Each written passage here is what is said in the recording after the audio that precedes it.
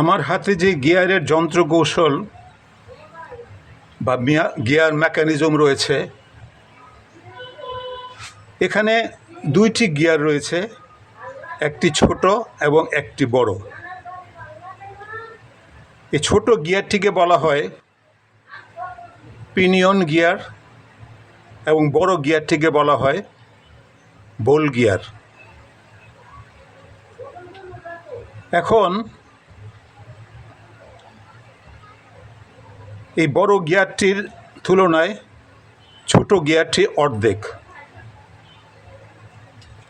এখানে আমি ছোট গিয়ারটি যদি আমি 2 পাক ঘুরাই, বড় গিয়ারটি 1 পাক ঘুরবে, এবং বড় গিয়ারটিকে যদি আমি 1 পাক ঘুরাই, এই ছোট গিয়ারটি 2 পাক ঘুরবে। এইভাবে বিভিন্ন সাইজের গিয়ার ব্যবহার করে ঘূর্ণন গতি বা রোটেশনাল মোশনকে